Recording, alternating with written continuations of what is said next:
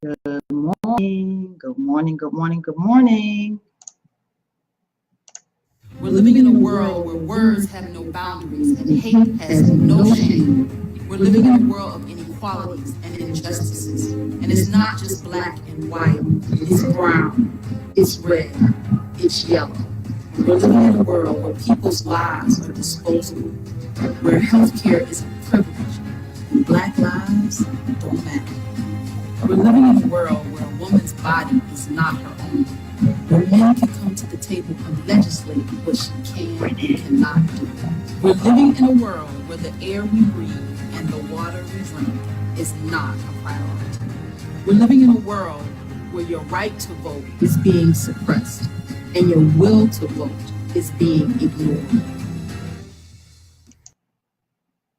Oh, let's see who's going to join us. Good morning, good morning, good morning, good morning. I am Tamara Johnson-Sheely. Oh, it is Friday morning, a beautiful Friday morning. It's been so cold here in Atlanta, but it is a beautiful Friday morning. Let me see who's joining me. Let's see where my trusty co-host is. Good morning. Good morning, everybody. Let's see who's. David is here. David is on time, y'all. Can you believe it? Is that David Slavin on time? OMG. OMG. This is the result of smooth technology. That's how I got here 10 minutes early. All the technological glitches that I've been confronting have been removed, hopefully for good, but we will see. Well, we're glad to have you, everybody. We are glad to have you on time. Robby's here too. Let's bring her into the broadcast. I have some new technology that I'm playing with here. I'm like, figuring out how to operate behind the scenes. Good morning, Robby. Hi, everybody. Good morning. Good morning. What's going on in the ATL, Robby? I think I'm gonna start out with you this morning, only because I am like trying to figure this whole new technology that I have here. I've been able to put some things on the screen and doing some things different. What's going on in the ATL? Our major topics really, obviously, Super Bowl.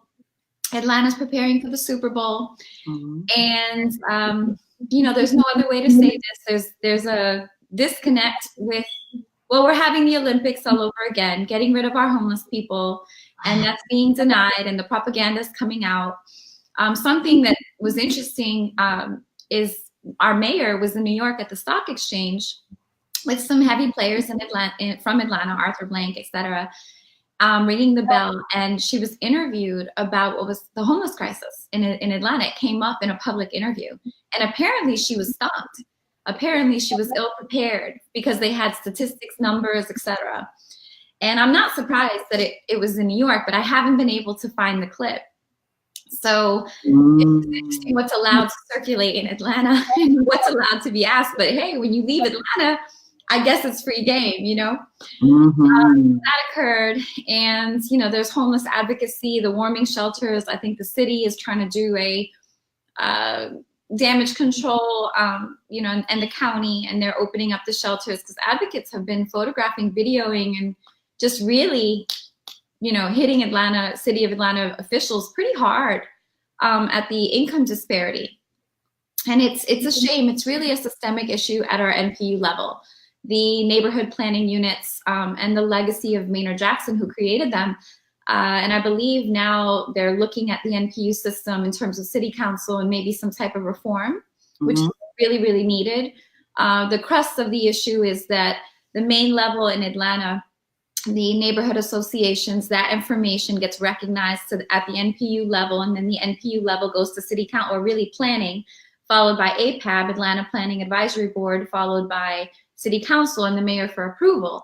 So when our neighborhood associations, especially in divested areas like Southwest Atlanta or South Side, charge monetary dues to allow people to vote or hold office, that shuts out a whole spectrum of our community and only allows a small, really privileged elite to participate, and then their agenda gets executed in Atlanta, which is why really we've gentrified so quickly, and really just on steroids, and oftentimes how the local services that the community really needs aren't provided, which actually amplifies our crime. And so Buckhead is kind of up in arms right now because they are just being plummeted with crime. And City Hall is kind of not understanding this, right, at the base level, is now trying to come out and say, well, we want to talk about gentrification, and kind of shifting course. It's just a shame because this was all avoidable. There are still community-driven plans that are being obstructed for political gain. And I recently saw, I believe it's Robert Reich, do a Trump review, and how Trump is utilizing, you know, this really ridiculous enforcement to get what he wants, like using just force to force what his agenda is on the people of our country, and instead of using our checks and balances. And I personally don't see a difference between the highest position, be it our president or someone like my city council person who obstructed community-driven plans for personal gain, resulting in gentrification on steroids. And I'm wondering, when I saw that, why the rest of the Atlanta officials who are aware have allowed this. Like, why no one is stepping in? And it really is disappointing, to be blunt about it. It's disappointing. And you know, they're going to get upset with me for critiquing and for saying this, and that's okay, because really anybody, I thought about this too, anybody who's ever done anything worthwhile in history, you get blacklisted, you know, and if you're really good at it, they come for your business, you know, and try to get you arrested. So we must be doing something right. You know? So anyway, that's Atlanta right now. Yeah. I was going to say that, am I in the conversation? Yeah. I was going to say that that one of the secrets, I think, is something that I've been working on and kind of playing around with, and that is that we have to look not only at the 0.1%, the billionaires that are running things. We also have to look at their what is the real middle class in this country. That is the middle class between the elite and the working people who make up 90% of the country. And that is what Dean Baker called the 9.9%. And these are people who are millionaires down to people who make, you know, $250,000 a year. Mm-hmm. But they're also the people who have the wealth. The wealth is concentrated heavily in the 0.1%, but it's also less heavily concentrated in the 9.9%. And it's that 9.9%, I think, that really help us to understand why the democratic process is so unresponsive to the rest of us, to the 90% of us. These are the folks who are behind the scenes, influencing and making the decisions that in the city council, and they are the people who have access and influence. Mm-hmm. And as long as the billionaires who control things are able to keep those folks happy, in other words, with tax, you know, rebates and contracts and all of these other things, and protect their licensing. You know, doctors in this country do not compete in the world market the way that auto workers do, right? There are all sorts of protections for doctors and other people who are in that $250,000 category that the rest of us do not have. I don't know what this. Dave is getting phone calls in the middle of the broadcast. Yeah. Rob, you know, I'm going to go ahead and with the legislative update. David's taking a phone call. I'm going to start this with our legislative update. I want to kind of fill you guys in, and we'll come back to Atlanta politics, because it's never a dull moment in Atlanta and in Georgia, Robby, as a whole. Looks like David is off his phone call. Before I was so rudely interrupted by a robocall. I'm gonna jump in here, David, and give a legislative update. I know that's I like to give that at the top of the hour to talk about what's going on under the Gold Dome, you know, where we are with policy and what kind of policy initiatives are happening right here in the state of Georgia. We are into week 4 of the Georgia legislative session. Remember how I talked about we're 40 legislative days. They're not calendar days. They're not consecutive days. They're 40 legislative days. So we're into week 4, not very far into the session, but I gave those dates on the last broadcast. So those of you that want to know how the calendar is working for the Georgia State Senate right now, go back one broadcast from this one to get an update there. So right now we have SR 30 that is being introduced in the Senate Resolution 30. This resolution is about the XY chromosome variation awareness day, recognizing that day. One child in 500 in the United States has an X and Y chromosome variation that causes complex learning disabilities, including language impairment, motor planning deficits, reading dysfunction, and attention and behavioral disorders. So they have initiated a XY chromosome variation awareness day here in the state of Georgia. On again, HB, let me bring this screen over. So HB 30, supplemental of an appropriation bill. This bill appropriations for the state fiscal year beginning July 1st, 2018 and ending July 30th, 2019, known as the General Appropriation Act. This appropriation bill, for those of you that's following the money here in Georgia, it affects our state government departments, boards, bureaus, commissions, institutions, and other agencies for the university system, common schools, counties, municipalities, and political subdivisions. This is where the money flows. So those of you that are following the money or can help us follow the money, definitely take a look at HB 30. HB 31 is another general appropriation bills. Follow the money, everybody. Again, HB 30 and HB 31. HB 32 is an education bill, education duties, and it's the chief turnaround officer. And if I remember correctly, guys, OSD, the Opportunity School District that was fought so heavily here this past, maybe like a couple years ago, it was where they wanted to take over quote unquote failing schools. I want somebody to dive in, anybody that is following education policy here in Georgia that can definitely help us with HB 32. We'd definitely like to know if this position that they're creating. So HB 32 is about appointing the chief turnaround officer who shall serve at the pleasure of the state board. And I'm wondering if this has to do with the OSD. So anybody that's following this education bill, can you contact us and let us know about HB 32? Let's see, HB 33 is a weapons bill.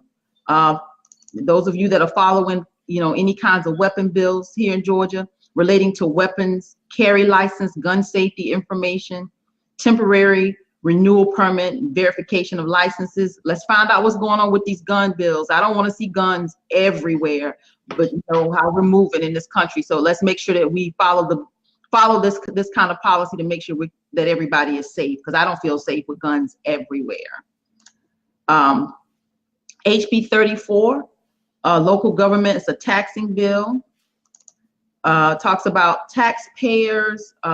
They struck through the word taxpayers in this bill, and it's creating tax-paying business owners to be appointed to development authorities. I think that was a little, I won't say interesting, concerning is probably a better word, that they're striking through the word taxpayers and putting in tax-paying business owners to be appointed to development authorities. It's kind of like, is the fox watching the hen house? Like, I think the community should have some engagement. So I'd like to hear more about that bill. So those of you that are following local policy and these development authorities, let's find out what this is all about. I'd like to get to the bottom of it. HB 35 is a sales and use tax bill. It talks about sales and use taxes, certain poultry diagnostic and disease monitoring services, and it creates an exemption I like to know. I eat a lot of chicken, guys. I'm not a big meat eater. I don't eat beef and pork, but I do eat chicken. So I like to know what's going on with this poultry diagnostic and disease monitoring service and creating an exemption, some sales and tax use. So those of us that follow that kind of policy, please take a look at it, and let's keep talking about it and stay abreast and aware. HB 36 is the education bill. Hope tuition free grant establishes the Hope tuition free grant. And it has to do with our technical schools. So it says to be eligible for a Hope tuition grant, a student seeking a certification or diploma at a branch of the technical college system of Georgia. Sounds like this might be something extremely positive to get those that are in technical schools, get them the assistance that they need, and create new jobs and really help the economy. This sounds like a really good piece of legislation. HB 37, Expand Medicaid Act Now. So this is about pushing forward with Medicaid for those that need it. And it's important that we expand Medicaid. So this is HB 37, those of you that are watching this health policy in the state of Georgia. HB 38, Crimes and Offenses. It's relating to theft and given a definition of the term conviction. So for those of you that are following crime bills, HB 38 is something that you probably would want to know a lot about. HB 39, Physical Therapy Licensure Compact Act. It addresses physical therapy licensure. HB 40, Education, another education bill. Local school systems to conduct safety. Local school system shall once each year screen all students from kindergarten through grade 2 for dyslexia. Grade 3 through 12 for dyslexia if the teacher if it's in the opinion of his or her teacher. So they're looking at our children to see if they have dyslexia, and in grades 3 through 12 at the opinion of the teacher. Robby, I'm gonna start right there. I'm gonna come back to these bills, but we're off and running here in Georgia. What you think? Well, one of our viewers is actually an APS advocate, Miss Waikisha. I can see her viewing, and she knows a lot about APS. She studies. I mean, she's there at every meeting. She's got children, and I would love to see her come on and discuss what's happening. You were exactly right with the HB 32 and the school takeover, what was called Save Our Schools. That was in the last year. And what some people don't realize, Ms. Waikisha would know because she's completely in the know, is that every one of our contracts, our education contracts, are so lucrative. And now, especially the buildings that have been left over with APS that are failing schools, those buildings are extremely valuable. Mm-hmm. This is in-town property that was built, brick, historic often. So there's a great documentary, Backpack Full of Cash, that covers really what every student is. It's a backpack full of cash. And if you can attain those contracts, or if you can attain the buildings, it's very lucrative. And a lot of people are advising that that's really what's going on behind allowing the schools to fail. And then, saying, well, we have to take them over for, the subsequent spoils.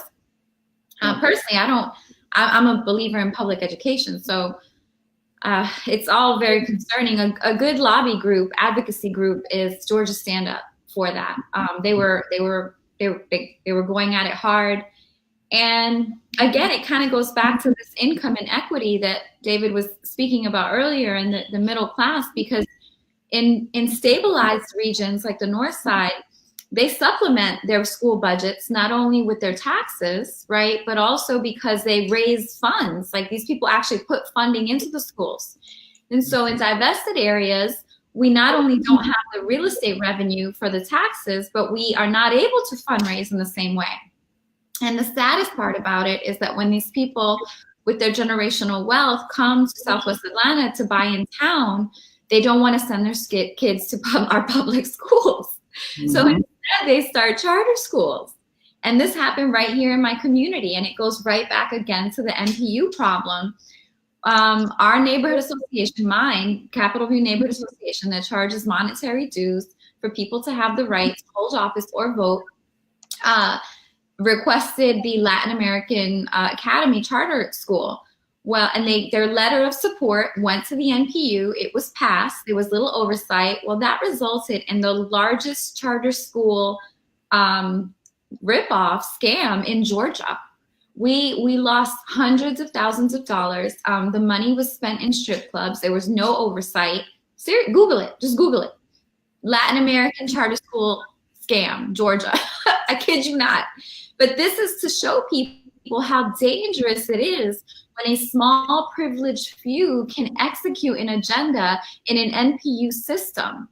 And what I was wondering, I started to wonder, well, why don't our leadership execute, even if that's what's being trickled and they're reforming it? Why doesn't our leadership in elected office execute and beneficial to the community collective? Because ultimately we still have those consequences, whether it's the cost of homelessness, whether it's the cost of crime, whether it's the cost of enforcement or the cost of jailing, which are always quadruple the prevention costs. Mm-hmm. And then it occurred to me that our leadership is part of that elite group. And so they are unaware. That's the only explanation. It's either that or they're really jerks. Mm-hmm. I don't think they're really jerks because I know some of them. And it's truly that they are insulated and unaware. Look at David. Yeah, I'm a little teed today, if you know it. I'm trying to. It's okay. It's okay. I'm gonna jump in, Robby, right here and finish off with these bills. So HB 41, for those of you, again, following policy right here in Georgia, HB 41 is an income tax credit for the film and video, credit for the film, video, or digital productions. If any production company that hires a veteran who is a Georgia resident shall be entitled to an additional credit, trying to get our veterans some opportunities to work. So that is HB 41. HB 42 regards to professional licensing. It says, shall not be sufficient grounds for refusal of a license or suspension of a license. And it has to do with the student loans. If you are in default of your student loan, it is giving you, it's not suspending your professional license, which makes sense. Because if you can't work, I can't pay you. So it addresses that issue. Let's see what this next one is. HB 43. Oh my gosh. So when I tried to read HB 43, I stopped. It was so explicit. It talks about sexual offenses, and it's so explicit down to details of sexual acts. I got to a point in it, and I was like, I can't read this. So anybody that's following in these sexual crimes, it's be prepared when you read HB 43 because it literally dives in, Robby. And David, it was a bit much. Yeah. I'll stop again. I just kind of want to keep the conversation rolling. I didn't want to just it's a lot of bills. We're actually up to 90 bills here in the Georgia legislative session. We've read a lot of them over the last few broadcasts. So throughout the broadcast today, I'm going to keep filling you in on bills. But Robby, it's a lot happening. David, it's a lot happening here in Georgia. I was going to mention that that this striking, let's see, which bill was that? The HB 34. Mm-hmm. Striking the word taxpayers and putting in tax-paying businesses.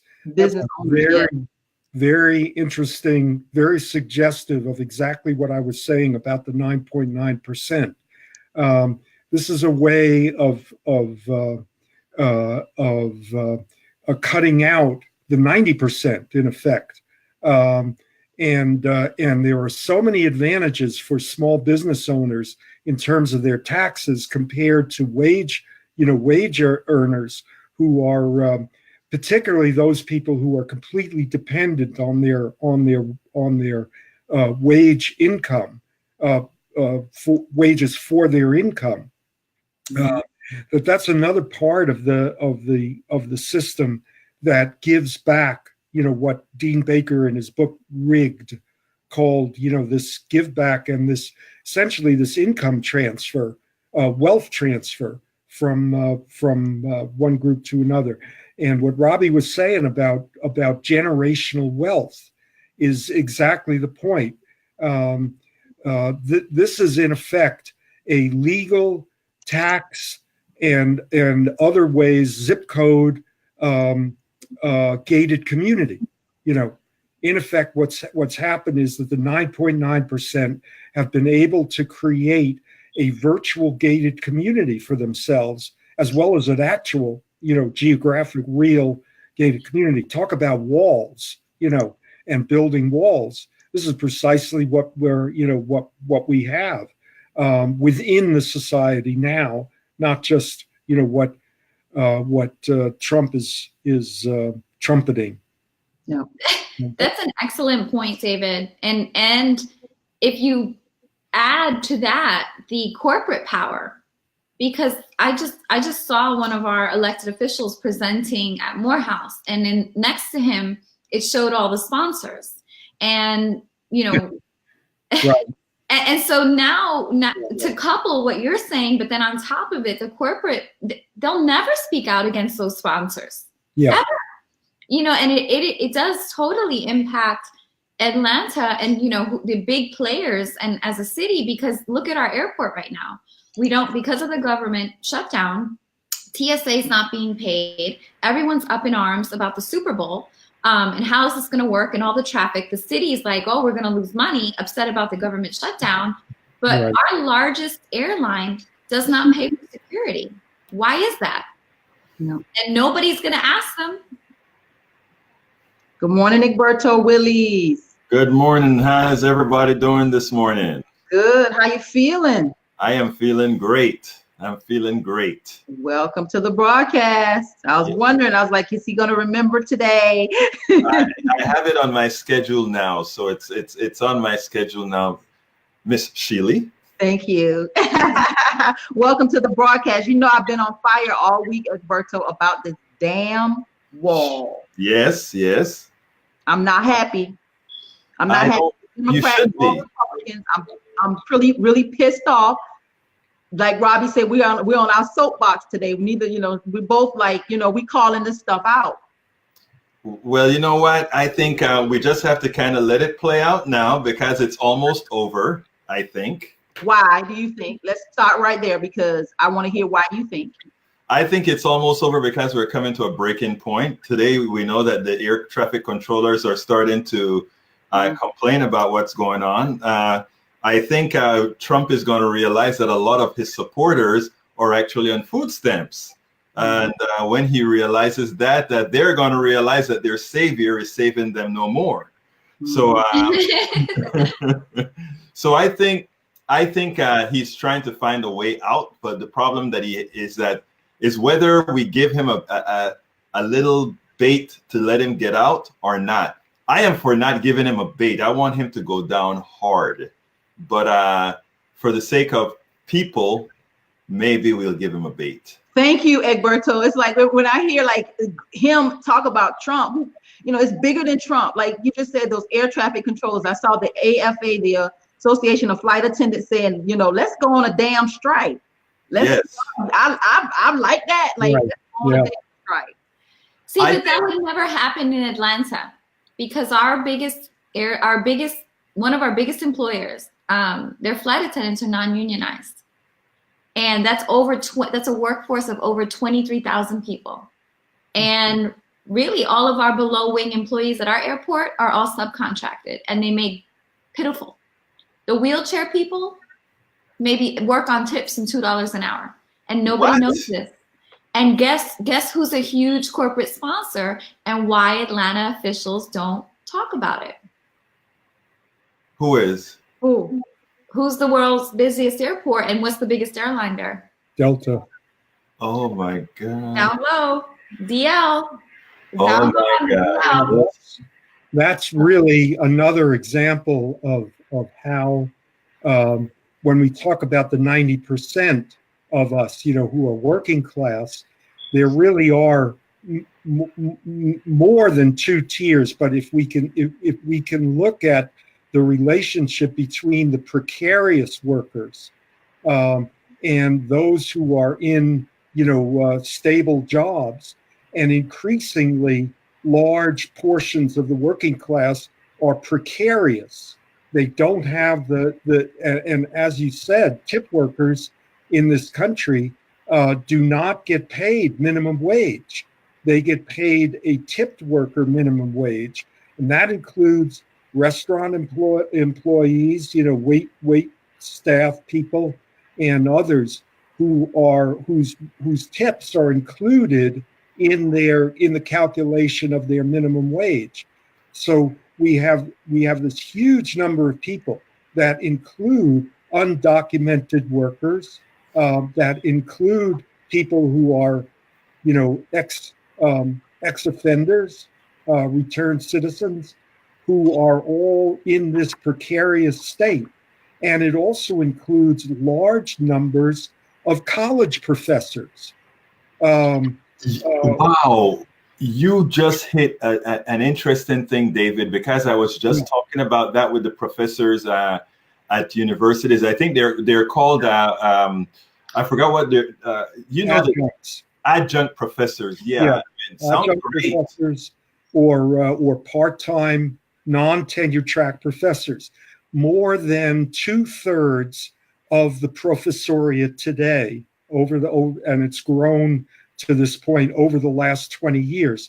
Today, more than 2/3 of the people who teach at the college level are non-tenure track employees. Some of them, the ones who are in the best situation, are those who have 1-year contracts and actually have medical coverage, and they have some retirement contribution that's put in for them. But for almost the majority, there are people who are working by the course. They get paid between $2,500 and $4,000 a course, and they have no job security. They have no, academic freedom, because they are completely dependent on the whim of the department chair person. So I am a friend of mine at Starbucks. It's interesting because he drives around from campus to campus. That's and right. Now Texas puts a limit on the amount of classes any one adjunct can take in one system. So he's within 2 systems as he travels between systems for these jobs. Yeah. It's interesting because, we have to show where all these people share some common interests. Exactly. If we can do that, then we can have them block vote, And let me just say, Egberto, that having this precariat, as they call it, precarious proletariat, is the portmanteau word. Having this precariat undermines the stable working class as well, because having and it's clear, it's very clear when it comes to college faculty that in these in large cities where there are thousands and thousands of faculty, the tenure stream and tenured faculty are undermined by this vast workforce of adjuncts who are among all of the people who have higher ed credential degrees. Faculty, that is college faculty with PhDs, have the lowest wages, the lowest income and standard of living of anybody. Lawyers, doctors, all the people who have those janitors. Higher degrees. Egberto, I know you don't have a few minutes with us today. I appreciate your time for always dropping in, giving us that 10-minute update. But let's go back to this. What's going on in national politics real quick, because I know you only have a few minutes. Yeah, well, number one is we are on precarious. We've done something that is very dangerous. We went ahead and said that we are going to recognize somebody in another country as president other than the one who the people voted for. This, we're talking about Venezuela. This is very important. Venezuela sits on the largest reserves of oil in the world, bar none. They also sit on a large reserve on gold. Now, the government of Hugo Chavez, who now died, was taken over by Nicolás Maduro. Nicolás Maduro is really a crook. Nicolás Maduro is not a good socialist. Hugo Chavez was a good democratic socialist. Nicolás Maduro isn't. The United States government, but the people in what some call a shady election, elected Nicolás Maduro. No different than the president of the United States in a shady election was elected.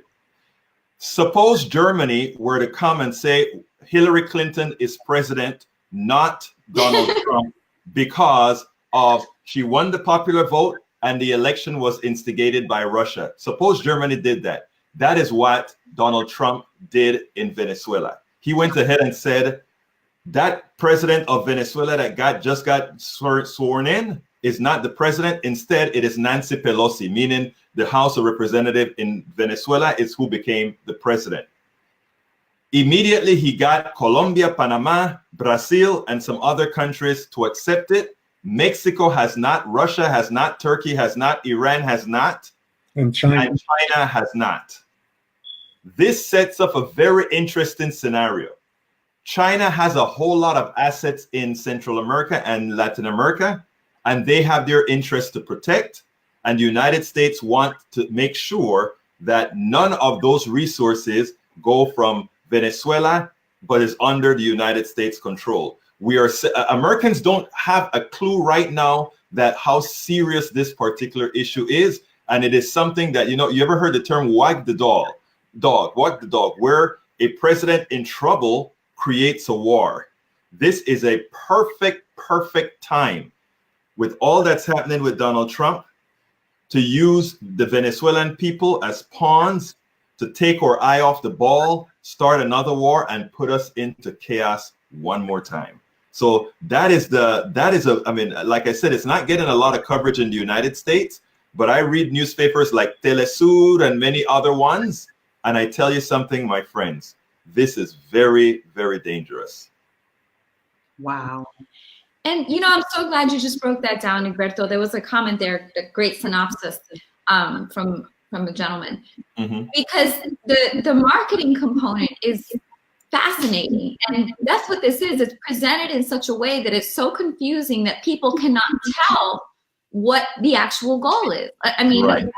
They're misled. It's misrepresented. And our media, sadly, we right now we resort to reading the New York Times as the gold standard, the Washington Post as the gold standard. They're not. We have to go to places like Telesur, which have an English version as well. But I like to stick to the Spanish version because you get the real story of what's going on in Latin America. One thing that Americans don't realize as well is, as far as major countries in this hemisphere, the only English-speaking ones are Canada and the United States. Everybody else is Spanish or Portuguese. So there's a whole lot more other people than here, and until we realize that we have to blend in with what's going on in the rest of the world, the rest of the hemisphere, notwithstanding the rest of the world. We have some issues that we're going to have to contend with. But I hope that Tamara and your program and others make note of this, because all these things have an effect on the American people. Your audience, Tamara, is going to be influenced by that, because if he wags the tail, some of your people are going to be going towards Venezuela to fight and die, just like in 1989. Bush, to capture Manuel Antonio Noriega, our dictator, he killed, they said 1,000 people, the UN said 4,000 people, Panamanians know it's 10,000 people that got killed with bombs to arrest one person. And we're going to go arrest Maduro and kill a whole lot of Venezuelans and Americans. And in Panama City, they bombed the poor neighborhoods. Yes. That's where the that the Cuartel. had nothing to do with Noriega. Exactly. Egberto, I want to ask you something. Here's a thought that I have. This government shutdown I wonder if you think that this might be a way for Trump to try to disrupt the FBI and investigation into his family finances. I'm thinking this guy is that this may be the underlying reason why he has prolonged the shutdown for as long as he had. It is really, really disrupting, all of the security and investigative establishment in the United States, which has been going after him now relentlessly. Now, Roger Stone was just indicted on 7 felony counts by the special prosecutor's office. Well, let's let him answer, David, because we have to let him go. Go ahead, Egberto. Yeah, David, I think you're right, but I don't think he did it initially on that purpose. I think he realized that occurred, and that's why it stayed shut down for so long. It was like, oh, you mean this is also affecting the FBI? I mean, he's not a very knowledgeable person, so I don't, it's worse that he's not a very knowledgeable people. The people that he surrounds himself with themselves are not knowledgeable. For them to believe that replying to Nancy Pelosi with a letter that says we're coming anyway, and that somehow that was going to make a difference, it's like, what were you thinking? Yeah, it's Nancy Pelosi we're talking about here. So they're not very knowledgeable. So, but anyway, so I'm sorry that the national story today had an international component, but that is that is what that was on. That is the stuff that I think a lot of us should be looking at right now. Thank you, Egberto, and we look forward to having you back every Friday with a national or international political update. Follow Egberto on Politics Done Right. He is, our go-to guy. He will be your go-to guy. He's very knowledgeable. So thank you, Egberto, for joining us. Thank you so kindly for having me, Tamara. Nice to see you, Robby and David. Y'all kick it as you normally kick it. I love the show. You have a wonderful day now. Thank you, Egberto. Bye-bye. I'm so glad he brought that up, because really it's just a modern day colonization. It's no different than a territory like Puerto Rico is. They've taken everything out of Puerto Rico possible. And now the resources. This is the same story with the APS and Save Our Schools, the resources. Same story with gentrification, the assets in town, the value, the resources. It's just like you're saying, follow the money. But our marketing, our media and marketing is so compromised. It's so difficult to decipher who the hell is telling the truth.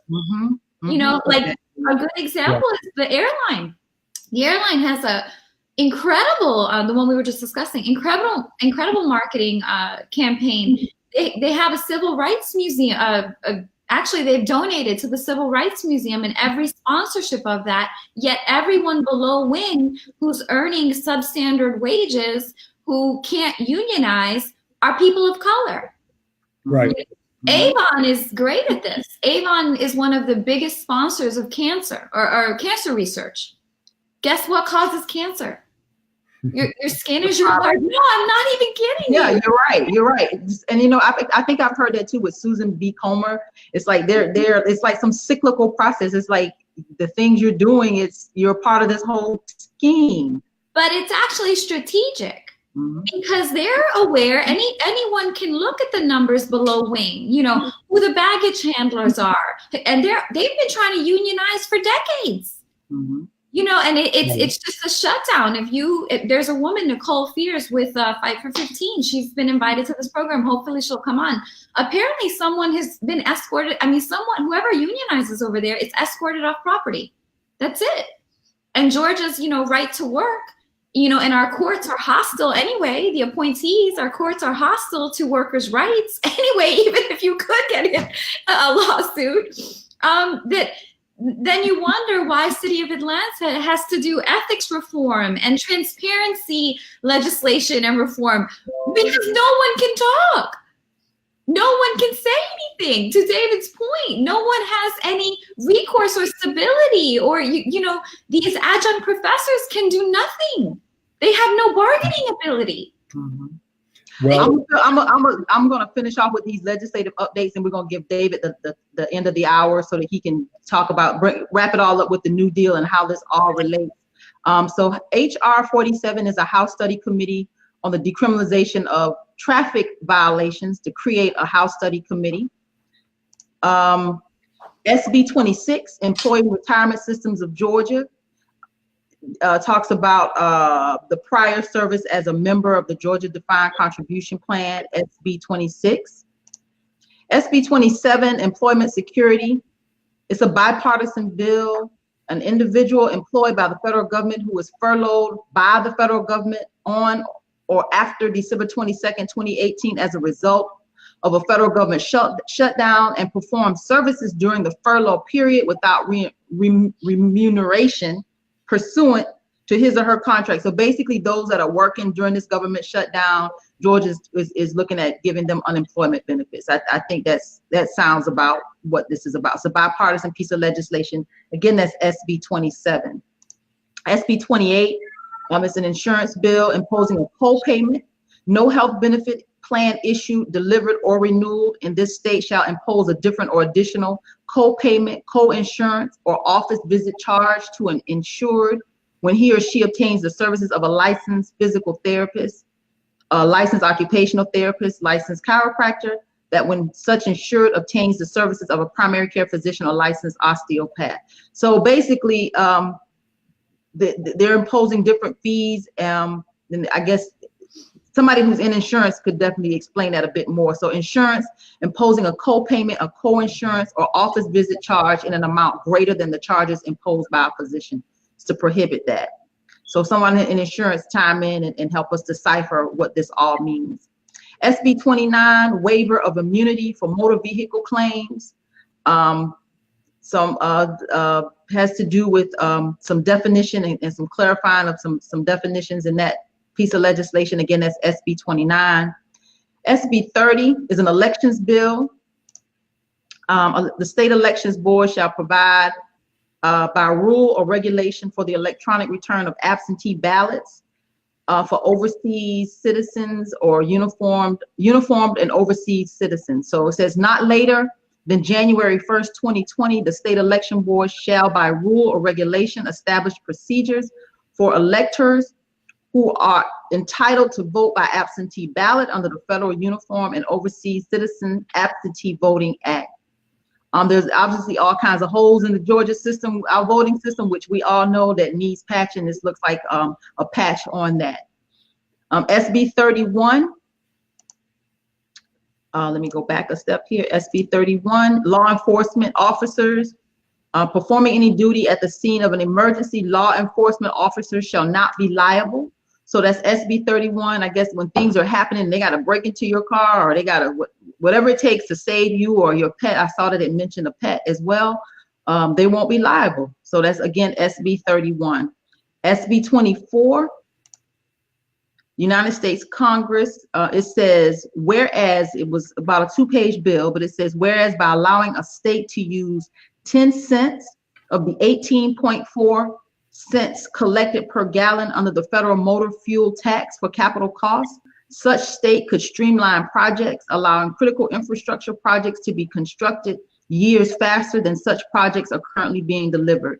So they're wanting to allow a state to use 10 cents of the 18.4 cents collected per gallon under the federal motor fuel tax for capital costs.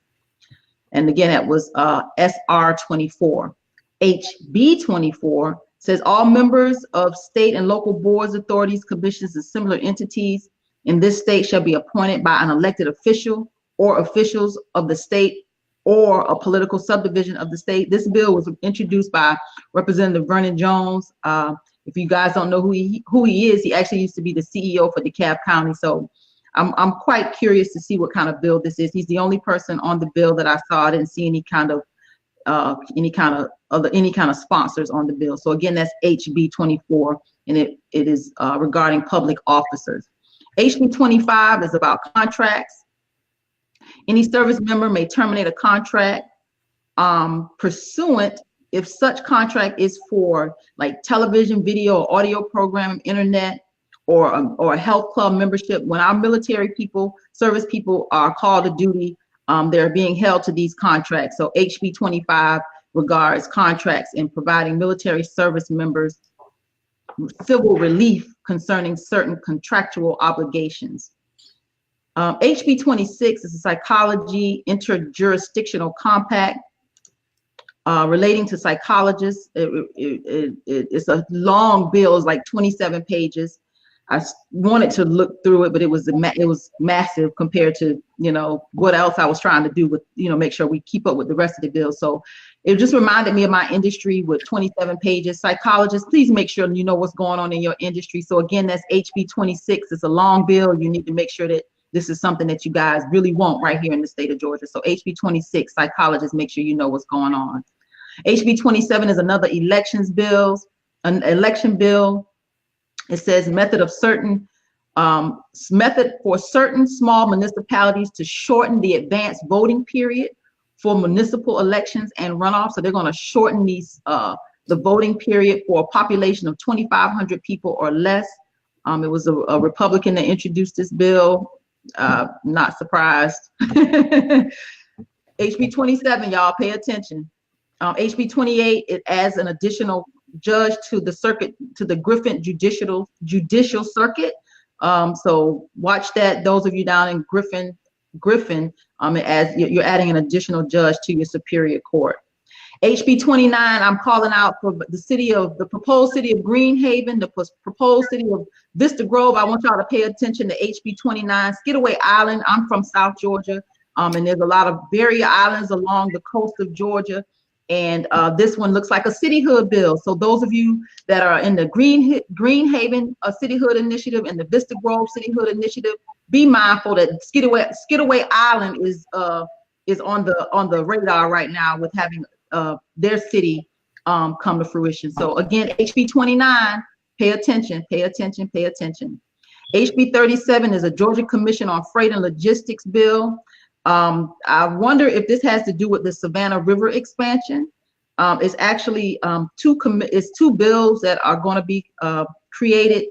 There's two bills that are going to create this this Freight and Logistic Commission. Quite interesting. HR 28 is a House study on historical Black colleges and universities, and it regards science and technology, engineering and math, the STEM program. So they're going to create a House study committee. So that's HB 38.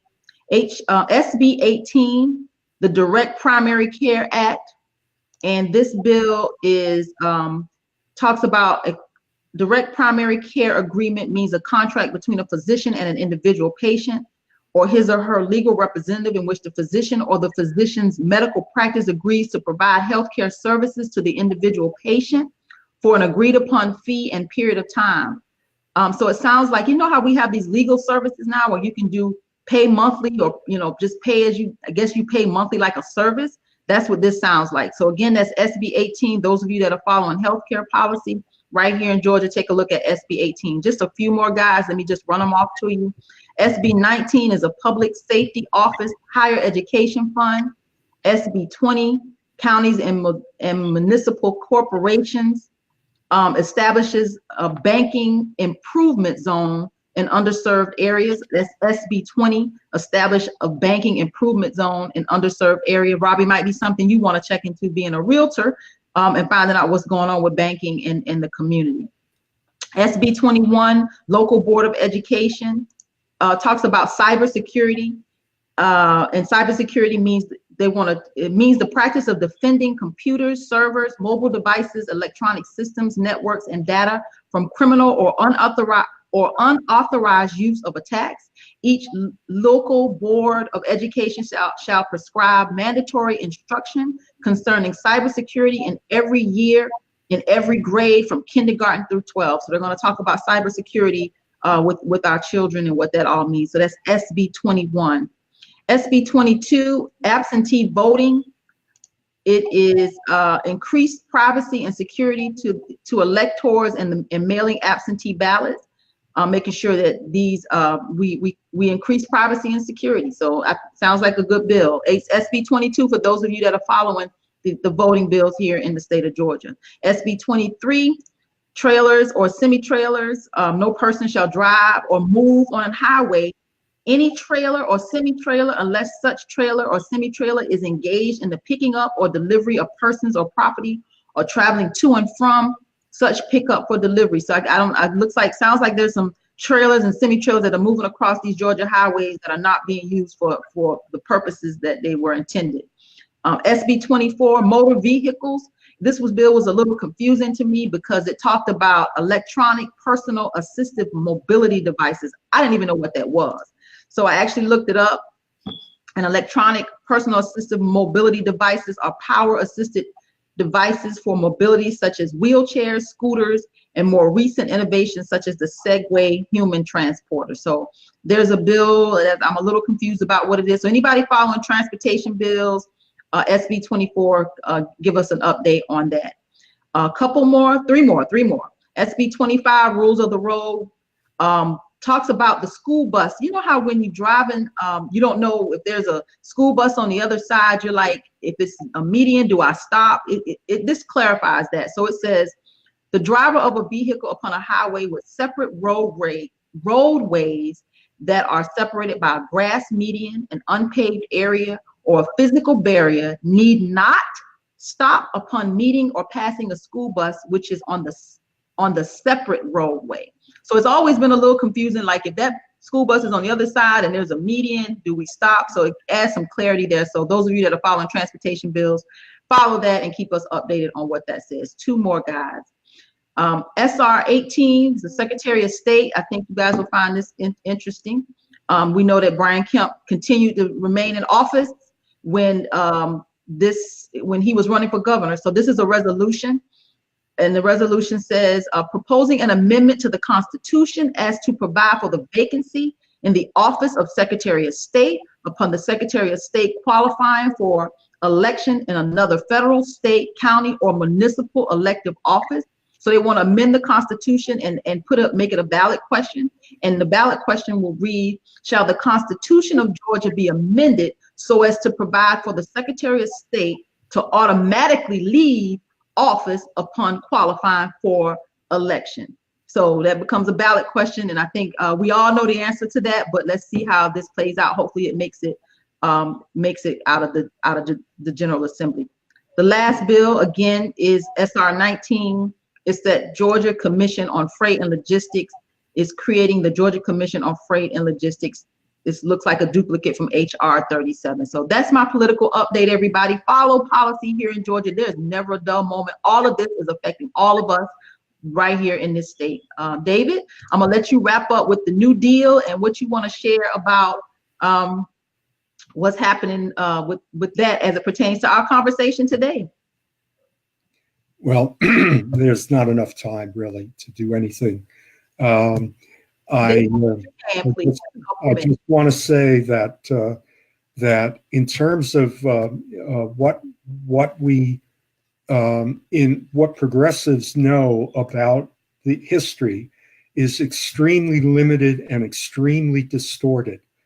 We have a lot of myths about our own history that lead us to make wrong conclusions. The New Deal is being touted over and over again as a historical precedent, like we need a new deal, we need a Green New Deal, and if understanding the New Deal and its connections not just with the economic depression of that time, but also the fact that the New Deal was shaped by Jim Crow, by the white supremacist Jim Crow system, is really, really important to understand what's going on. If we want a Green New Deal, we're asking for a white supremacist Jim Crow system to be put back into place. The Democratic Party of the 1930s under FDR was dominated by the Southern Dixiecrats and supported the Jim Crow system. so that all of the New Deal legislation discriminated against African Americans and excluded them from the protections.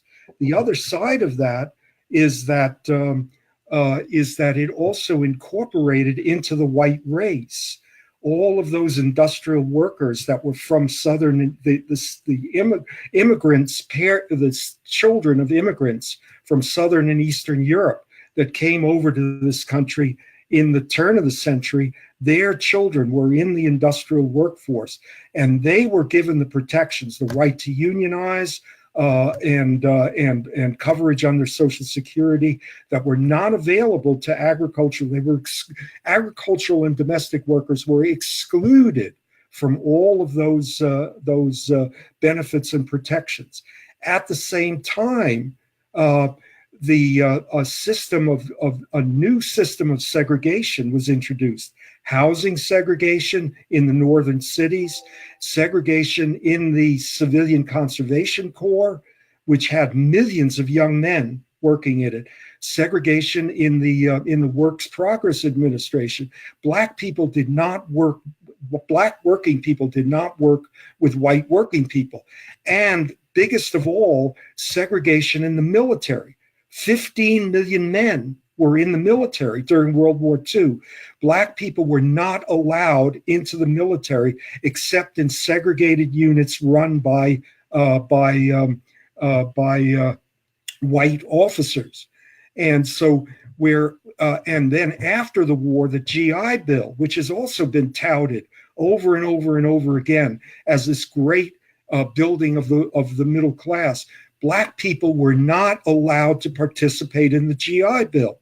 Black veterans, and so what you got was the creation of a whole home loan system, which allowed white working people to leave the cities and go out to the suburbs, where the new jobs were, where the new industry was. And we'll let you pick up, David, next week at the top of the hour. Right, well, just let me finish, all right? So the point here is that if we do not understand the role of the New Deal in segregating this society and in drawing in white working people into this white race social control system, we don't understand our history.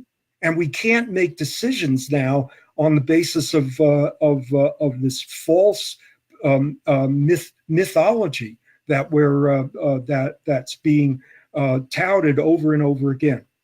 All right. Robby, it's been a great broadcast. Thank you, David, for that background, and thank you, Tamara, for hosting all of this for everyone. We're all in this together. So I am going to put everybody's information on the screen. I'm trying this new technology, guys. So let me see if this is going to work. I want to put your information up. I have something I want to bring on the screen. Can I do this? Let me see. I look forward to hearing the full story next week, David. And I know that ties into real estate. So, and, wealth creation. Yes. And gentrification and income equality.